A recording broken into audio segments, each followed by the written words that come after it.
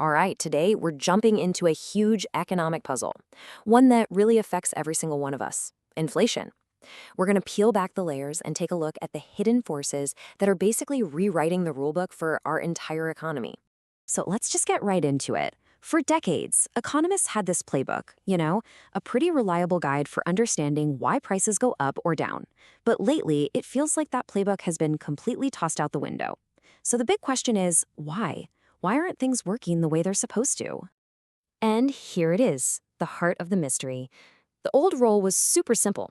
When lots of people have jobs, low unemployment, that means wages and prices are supposed to climb. High inflation should follow. But the new reality we're living in, we've seen really low unemployment, but inflation has often stayed surprisingly, stubbornly low. That old reliable connection, it feels like it's not just frayed, it might have snapped altogether. Now, this classic idea has a name. It's called the Phillips curve. And the fact that it seems to be breaking down tells us that something really fundamental has shifted deep inside our economy. So, what's changed? Well, let's go on a little investigation and hunt for some clues. Okay, our first clue is all about connections. And I'm not just talking about social media, I mean the very fabric of the global economy itself. And the sheer scale of this change is just staggering. I mean, look at this. Global trade as a slice of the entire world economy jumped from 39% back in 1990 to 56% by 2016. Just let that sink in for a second. More than half of all our economic activity is now tangled up in global trade.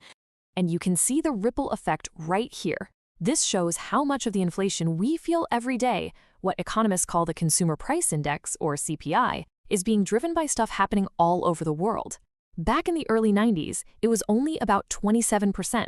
Fast forward to today, and it's 57%. That's wild. It means global events are now the single biggest factor pushing the prices you pay up or down. But check this out. Here's a really interesting twist. If we look at what's called core inflation, which is basically inflation with the wild swings of food and energy prices taken out, the story completely flips. The global influence has actually gone down. So what does that tell us? It suggests that while, say, a crisis overseas might make gas prices shoot up, the cost of things like your rent or getting a haircut are still driven more by what's happening right here at home. So the takeaway from our first clue is pretty clear. You just can't understand what's happening with inflation in your own country without looking at the whole wide world. Our local economies, they're not islands anymore. They're deeply plugged into a global network of supply chains and demand.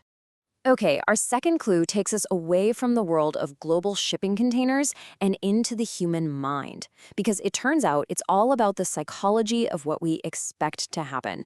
And this quote right here, it just nails it. All of us, consumers and businesses, what we believe is going to happen with prices in the future has an incredibly powerful effect on what actually happens to them right now. Let's make this real. Imagine you need a new fridge.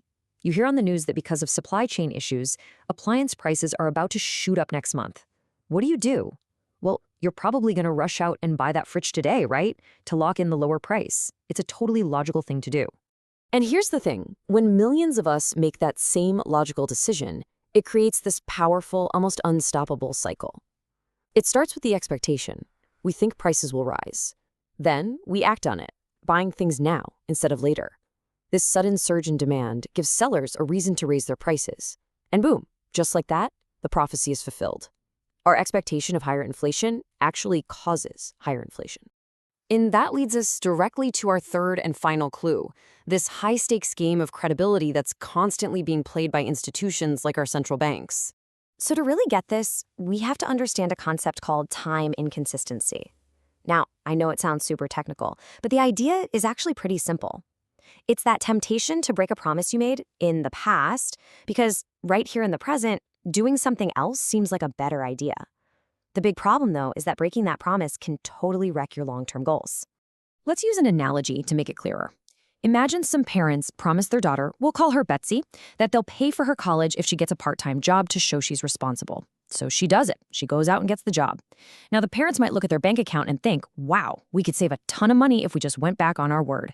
In the short term, yeah, they save a lot of cash. But what happens the next time they try to make a deal with Betsy? Forget it. Their credibility is totally shot. And this is the exact same challenge a central bank faces. You see, its most powerful tool isn't actually setting interest rates, it's credibility.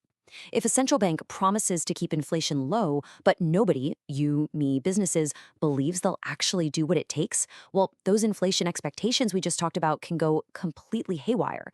If people lose trust, the bank's policies just stop working. Okay, so we found our three clues: a super connected world, the power of our own beliefs, and the high stakes credibility game. Now let's put all the pieces together and see what this new playbook for modern inflation actually looks like. So let's lay it all out. First up, you have the global connection, which just means your local inflation isn't really local anymore. Then you've got our expectations, this powerful force where what we think is going to happen can actually make it happen. And finally, you have credibility, which is the bedrock holding it all together. Without public trust, the tools used to manage the economy just crumble. And here's the really crucial takeaway from all of this. It's not that those old economic models, like the Phillips curve, are completely dead or useless.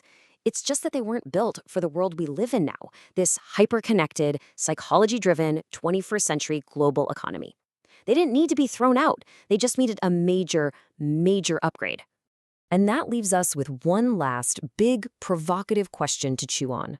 In a world where global forces, our own collective beliefs, and the trust we put in our institutions are all swirling together in this complex dance, is controlling inflation truly something any single country can do on its own anymore? It's definitely something to think about.